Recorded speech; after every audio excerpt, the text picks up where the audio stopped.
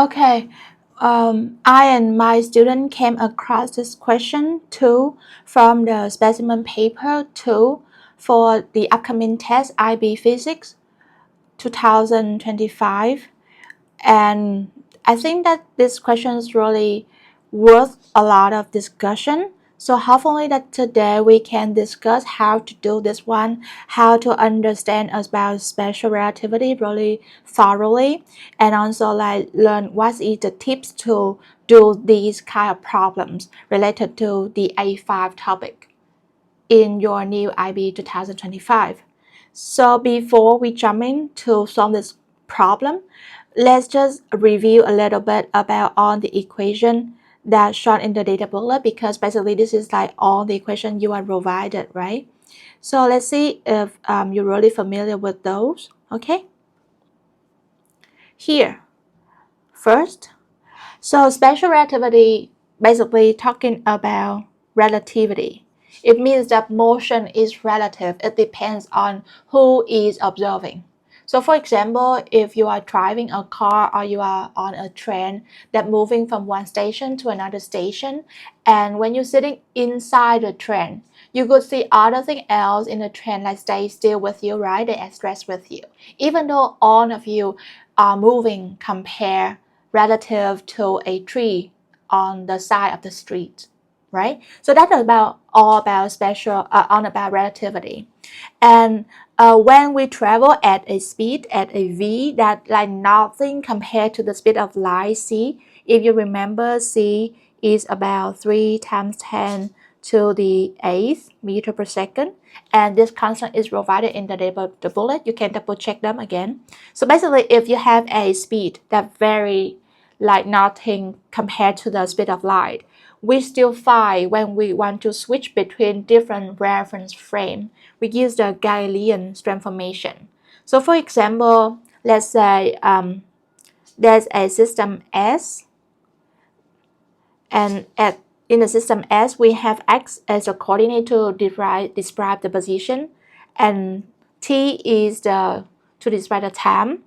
So anything can be identified by it on x and t, the coordinate and the time point. Okay, so if another observer that compared to another observer like S prime in another reference frame, that would be different x and different t. So we distinguish them to have like x prime and t prime. So this is the conversion, the transformation. If you are an x in this S system, and also what is the v here? V here is the speed of how the coordinate system S prime is moving compared to the S here. Okay, the time points are the same. And then this is the speed considered in the new system, and this is how it compares in this system. Okay, so we will dive into an example to make everything clearer, but I will assume that you understand basically about the relativity already. So would not spend too much time in the Galilean transformation. Okay, things change a lot when you travel at a speed that is kind of like at some point comparable to the speed of light. Let's say like about like half of the speed of light, or like 0.8 of the speed of light, or approximately like the speed of light. So at that time, it's not the same as is before in those regions. But here we need another transformation where we can see that time is also like relative and speed is also relative as well. And at that time, you also need to use a Lorentz factor, this gamma. Okay, this is a Greek letter, and it is pronounced a gamma. And this one is defined by just like the inverse of the square root of 1 minus how v compare to c, and then you square that ratio. So you will always see that here v always less than c, right? That's why v over c should be something less than 1. And then you square something less than 1, so it's even smaller than 1, right? And because it's much smaller than 1, then if you got 1 minus that 1, it just becomes something like less than 1 and positive. So if you square root something like less than 1, it just becomes something like less than 1 again. But when you inverse it, that should be something greater than 1.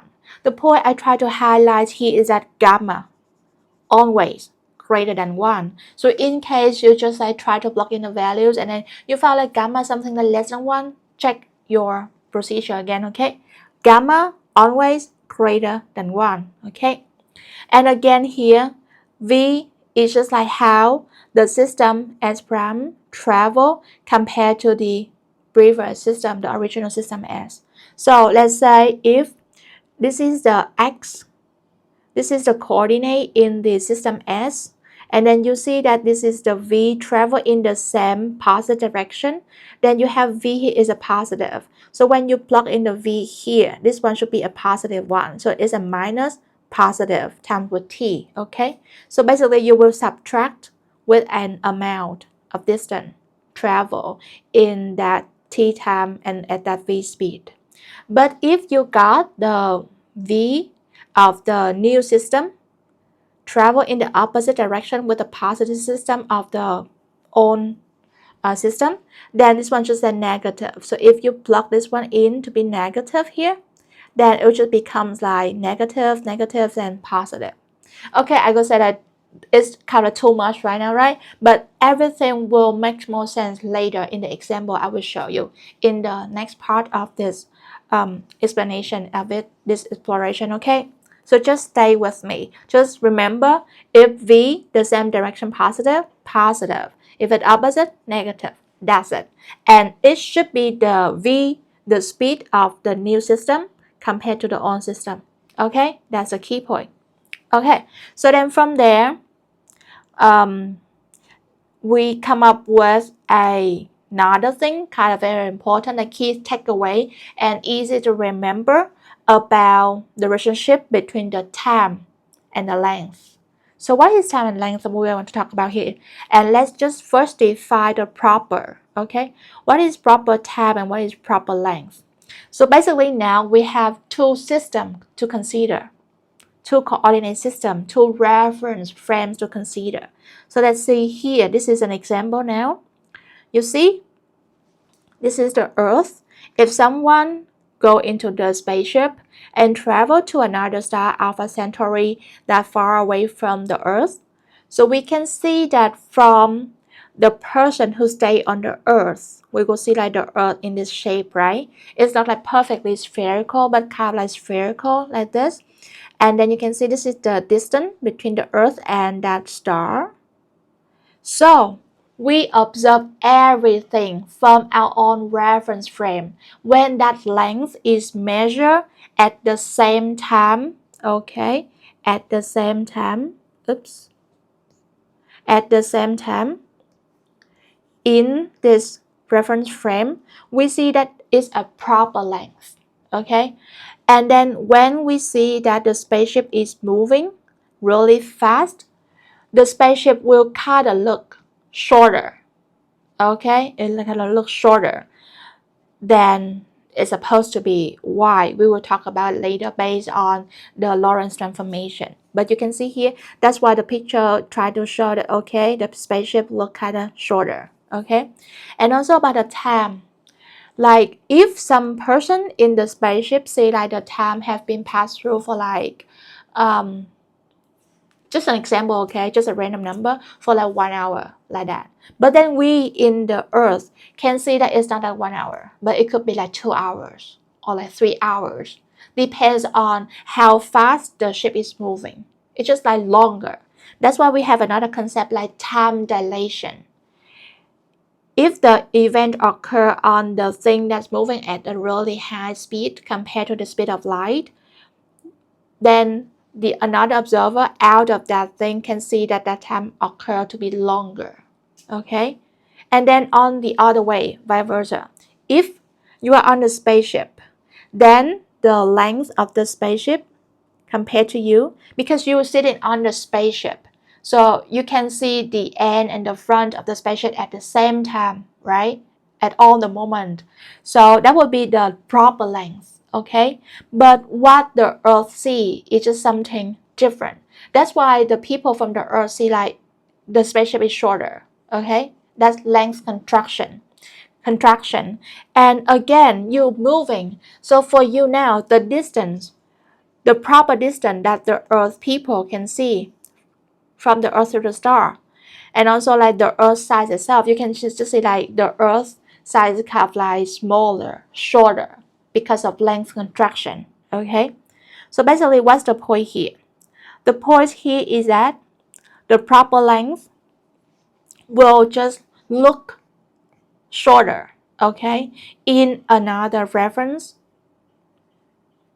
Okay, that what we call is length contraction. And for the time will become longer. Okay, so just remember this one. The proper time interval between two events is the time interval measured by an inertial observer at the place where the events occur. Okay, so remember, proper times is in the reference where the events occur. Then when you stand at another position out of that frame, you see something just happen to be longer. Okay, longer, and it's longer by a Lorentz factor gamma here.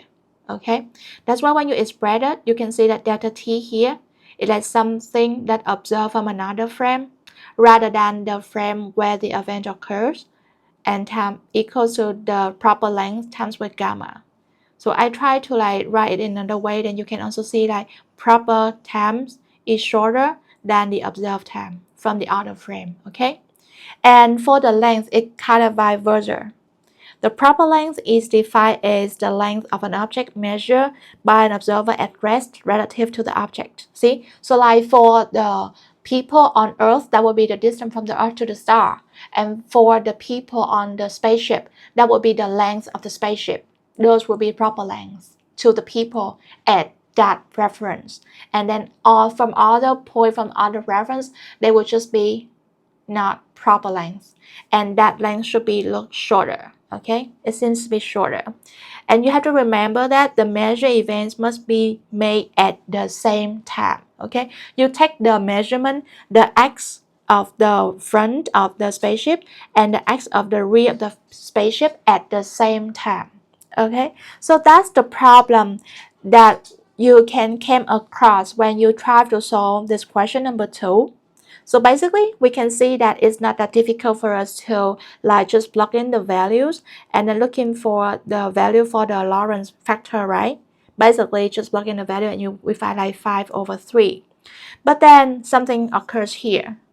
So like people can say, that, okay, so if I see that 1,200 meter here is the proper length, right? Because I went at the space station and measure the length of the space station to be this one.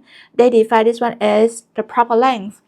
And then now it asks for like, oh, this is like from the spacecraft, okay? So now you just add another frame, you're looking at it. So then based on length contraction, this value should be like shorter by the gamma factor.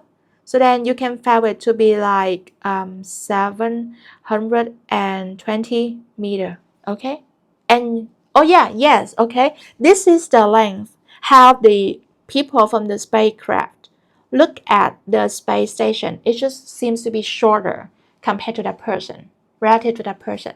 But you know what, the question actually doesn't ask for this one. Okay, the distance between the light poses, they didn't ask for this one, you know. That's why they found it to be like larger, like 2,000 meter. So why there's such a difference? And that's what I think that we should really discuss in this video that I'm doing right now. Okay, so let's save some time and then move to the other part of the video because I don't want to keep each part too long. So let's see you in the next video. Thank you.